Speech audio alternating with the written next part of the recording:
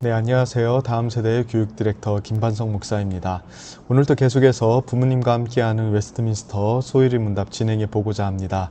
코로나 사태 때문에 다시 아이들이 교회 나오는 게 또 쉽지 않아졌는데요. 이 교리 내용을 통해서 아이들에게 진리에 대해서 이야기해 주시고 또 가르쳐 주시기를 간곡하게 당부드립니다. 오늘은 지난번과 연이어서 죄란 무엇인가에 대해서 조금 생각해 볼까 합니다. 먼저 복습으로 내용을 시작해 보도록 하겠습니다. 우리가 계속해서 하나님이 어떤 분이시고 하나님이 어떠한 일을 하셨는가를 배우고 있었죠. 하나님은 이 세상을 섭리하시는데 섭리에는 두 가지가 있다고 말씀드렸습니다. 섭리는 보존과 통치가 있습니다. 보존은 사물의 본질을 그대로 유지시키는 걸 보존이라고 하고요. 통치는 어떤 목적을 향해서 다스려 나가신다는 것을 통치라고 합니다. 하나님은 이 세상을 창조하시고 나서 이 세상을 그 본질 그대로 유지시키고 계시고 또 이 세상을 어떤 목적을 향해서 계속해서 이끌어 나가고 계십니다. 이 섭리 가운데 특별하게 사람은 어떻게 섭리하시는가를 우리가 배우고 있었죠.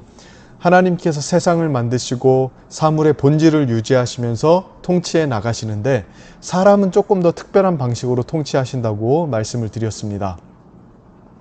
사람과는 가장 먼저 하나님께서 약속을 맺으셨어요. 어떤 약속을 맺으셨냐면 이걸 행위 언약이라고 이야기하는데 순종하면 영생하고 순종하지 않으면 죽는다는 그러한 언약을 맺으셨습니다. 그래서 이 언약을 기반으로 해서 하나님께서는 사람을 이끌어 가시고 다루어 나가십니다. 하나님께서 이렇게 사람을 특별하게 대하시는 이유가 있었죠. 무엇입니까? 사람이 하나님의 형상대로 창조되었기 때문에 그래요. 삼위일체 하나님을 닮아서 사람은 지식과 의와 거룩을 가진 존재로 태어났습니다. 창조되었습니다. 그래서 지식과 의와 거룩을 기반으로 해서 하나님과 교제의 관계를 이루고 있다고 말씀드렸죠. 이 교제의 성격이 뭐예요? 하나님께서 사람을 사랑하시고 그에게 말씀하시면 사람은 사랑으로 하나님께 순종하는 게 이 교제의 내용이라고 말씀을 드렸습니다.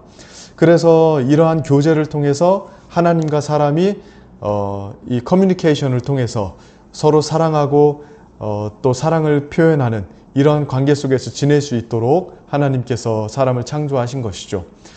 하나님께서 무엇을 말씀하셨습니까? 하나님께서는 인간에게 선악에 대한 지식을 말씀하셨다고 말씀드렸죠.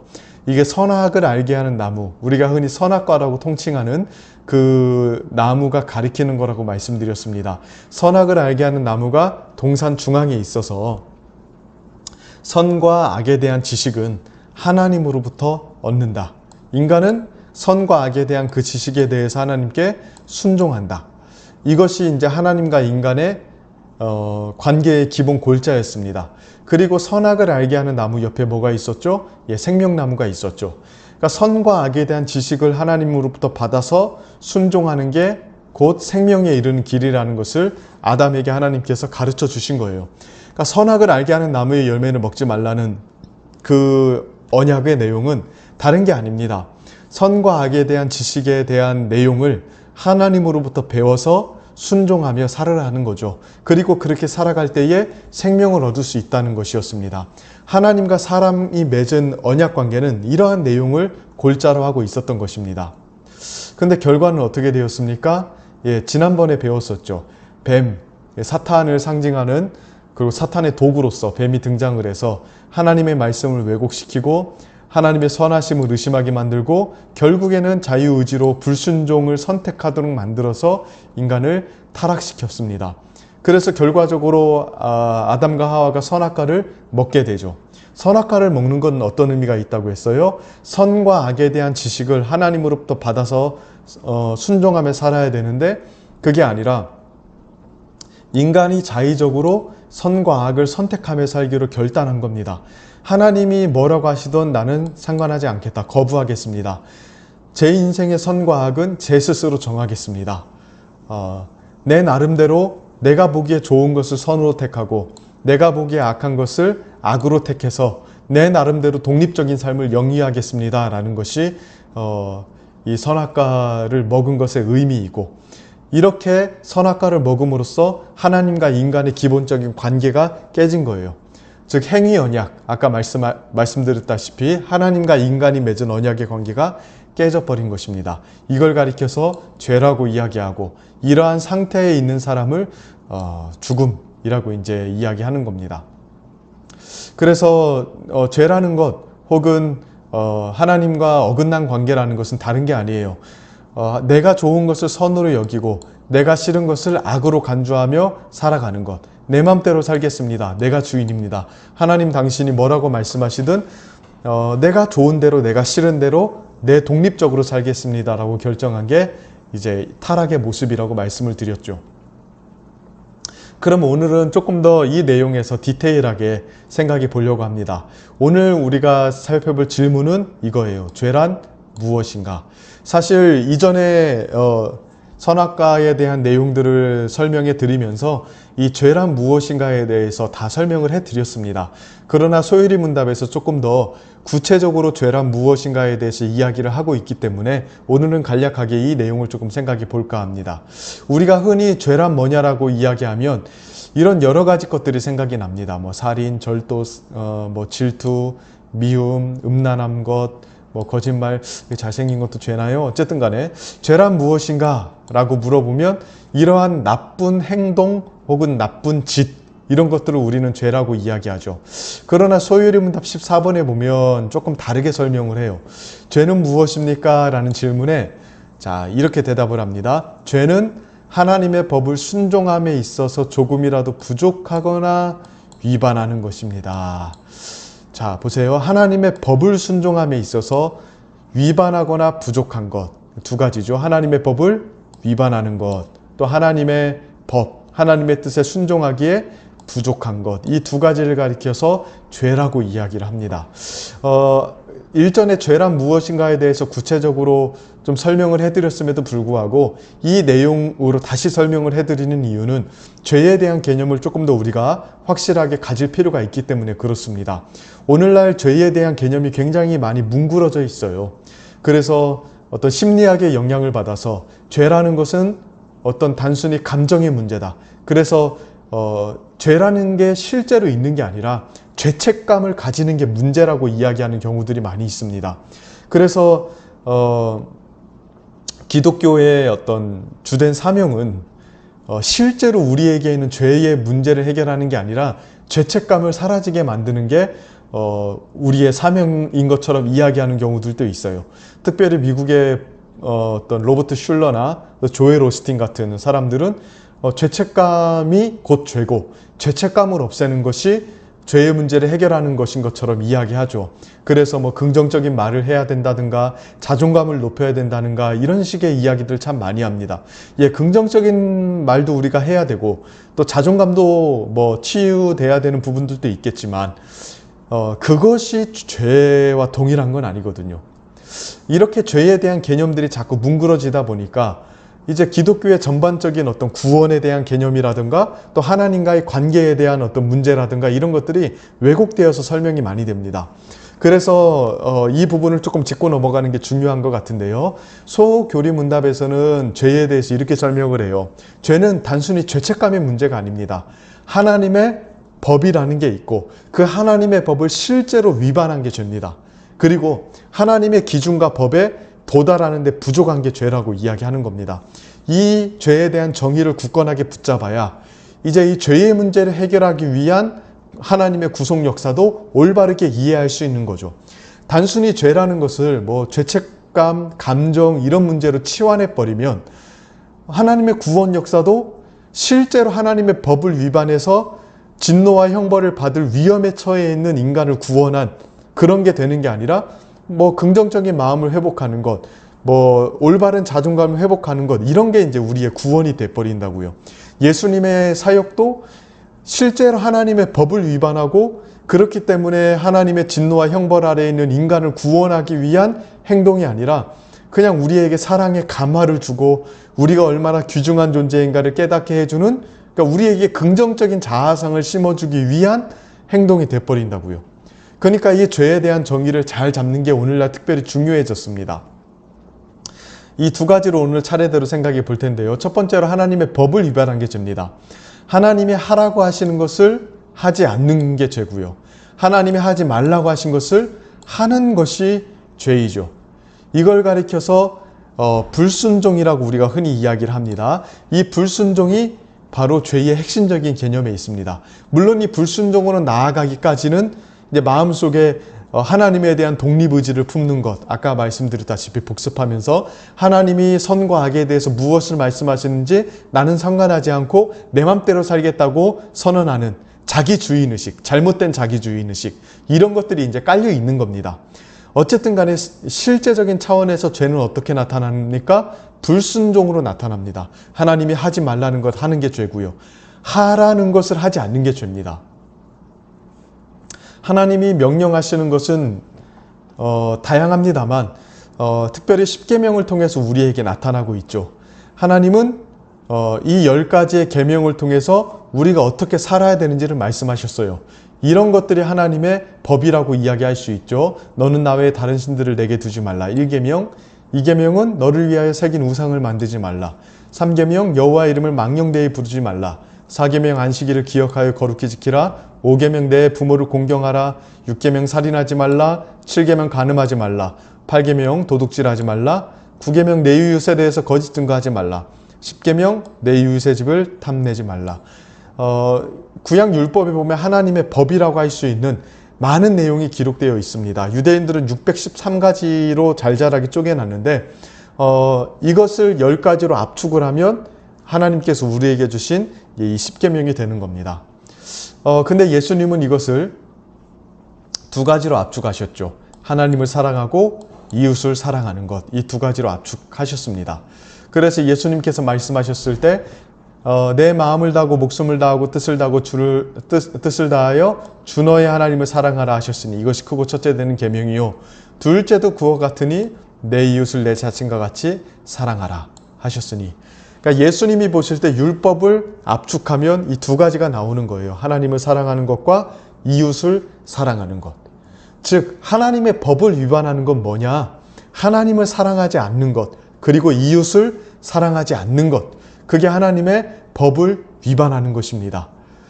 뭐 10가지 자잘하게 쪼개어 놓고 혹은 유대인들처럼 613가지로 자잘하게 쪼개어 놓고 뭘 지켰는지 또 뭘 안 지켰는지 비교 분석해 볼 수 있지만 예수님은 그것을 압축하면 하나님을 사랑하는 것과 이웃을 사랑하는 거라고 말씀하셨고, 결과적으로 하나님의 법을 위반한 것은 다른 게 아니라 하나님을 사랑하지 않고 다른 걸 사랑하는 거고, 이웃을 내 자신과 같이 사랑하지 않는 것, 그게 하나님의 법을 위반하는 것입니다.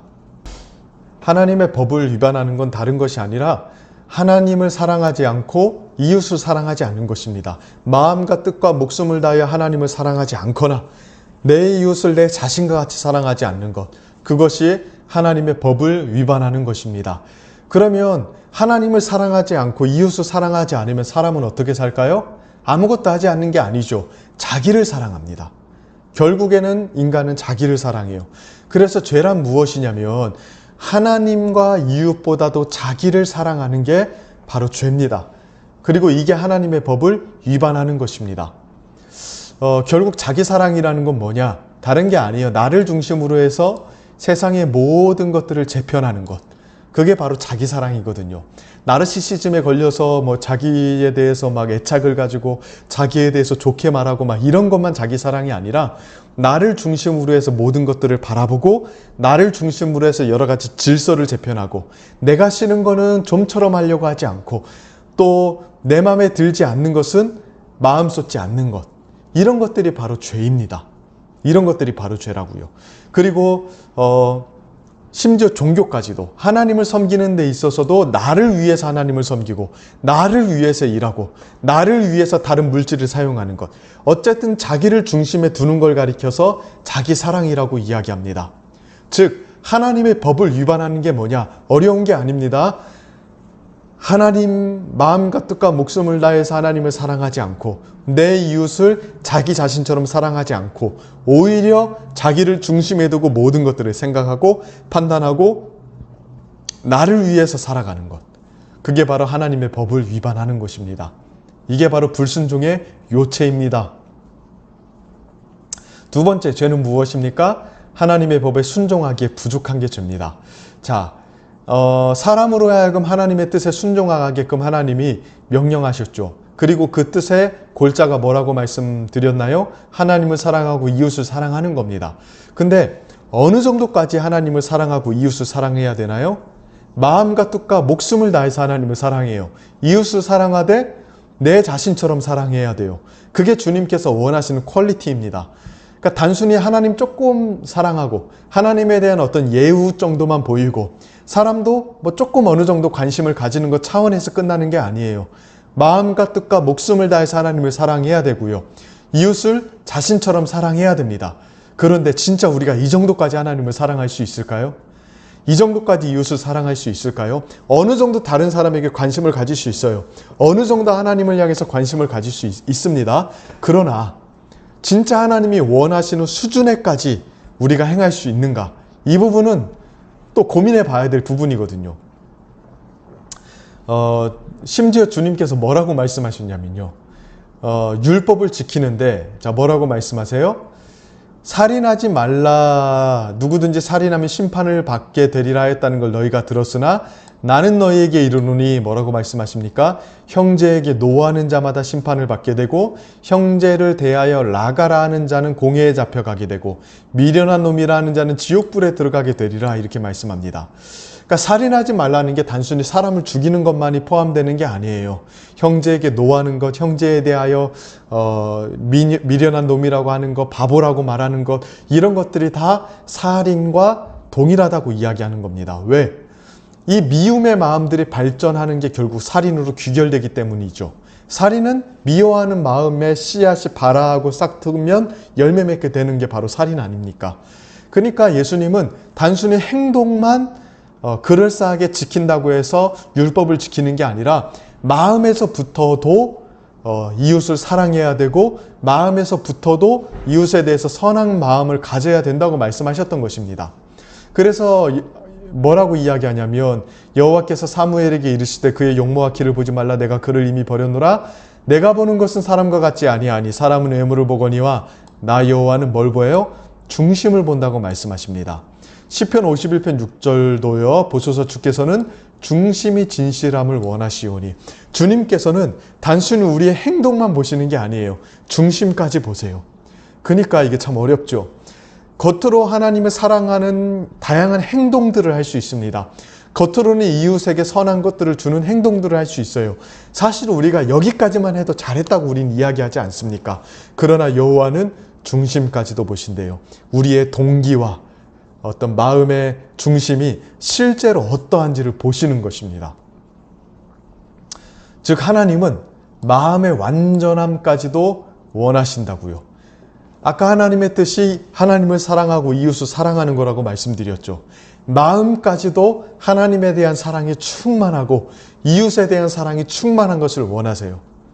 자, 과연 이거 지킬 수 있을까요? 이 정도 수준에까지 우리가 항상 유지하고 도달할 수 있을까요? 불가능하죠. 불가능하죠. 그래서 우리가 쉽게 결론을 내릴 수 있는 겁니다. 모든 사람이 죄를 범하였다. 하나님의 뜻에 순종하지 못하는 차원뿐만이 아니라 하나님의 뜻에 하나님을 만족시키는 차원에까지 순종하지 못하는 것까지 포함해서 모든 사람이 죄를 범했다고 이야기하는 겁니다. 또 로마서 3장 10절에 보면 기록된 바 의인은 없나니 하나도 없다. 깨닫는 자도 없고 하나님을 찾는 자도 없고 다 치우참게 무익하게 되고 선을 행하는 자는 없나니 하나도 없다. 하나도 없다. 이렇게 하나도 없다. 의인은 하나도 없다고 말할 수 있는 이유가 뭐예요? 죄의 개념 때문에 그렇습니다. 하나님의 뜻에 불순종한 게 죄고 하나님의 뜻에 순종하기에 부족한 게 죄이기 때문에 그렇습니다. 누구도 하나님 앞에 의인이 될 수 없습니다. 내 자신보다도 목숨을 다해 하나님을 사랑하고 이웃을 사랑하는 사람이 과연 있는가? 그리고 그렇게 사랑을 한다 하더라도 마음에서부터 사랑이 충만한 상태에서 끊임없이 하나님을 사랑하고 이웃을 사랑할 수 있는가? 아마 이 수준에 도달하는 사람은 없을 겁니다. 그래서 우리 모두는 하나님의 뜻을 행하는데 실패했고 하나님 앞에 죄인일 수밖에 없는 것입니다. 그래서 마무리하겠습니다. 죄는 무엇입니까? 죄는 하나님의 법을 순종함에 있어서 조금이라도 부족하거나 위반하는 것. 이게 죄입니다. 아무도 하나님 앞에 의로울 수 없죠. 이 부분에 있어서. 그래서 우리는 언제나 하나님 앞에 우리가 죄인이고 항상 부족하며 하나님의 법을 어겼느라고 고백하며 회개할 수밖에 없는 것입니다. 그 어느 때도 우리는 하나님 앞에 떳떳하게 나아갈 수가 없습니다. 이 죄의 개념, 우리가 현대를 살아가면서 잘 붙잡아야 될 필요가 있습니다. 아까 말씀드렸다시피 이 부분이 정말로 망가지고 뭉개지고 있습니다. 이 부분에 대해서 우리가 정확하게 개념을 잡아야 앞으로 설명하는 교리적인 내용들도 잘 쌓아 나갈 수 있습니다. 그래서 이 부분을 토대로 해서 우리의 현재 상태도 돌아볼 수가 있는 거고요. 또 우리가 죄인일 수밖에 없는 이유도 우리가 점검해 볼 수가 있는 것입니다. 네, 오늘 강의는 여기까지입니다. 강의 들으시느라 고생하셨고요. 계속해서 수요일의 문답 진행해 나갈 텐데요. 여러분들에게 조금 더 유익이 되었으면 좋겠습니다. 한 주간 잘 지내시고요. 또 코로나가 조금 기승을 부리는 것 같습니다. 항상 안전하도록 기도하도록 하겠습니다. 오늘도 고생하셨습니다. 평안한 한 주 되십시오.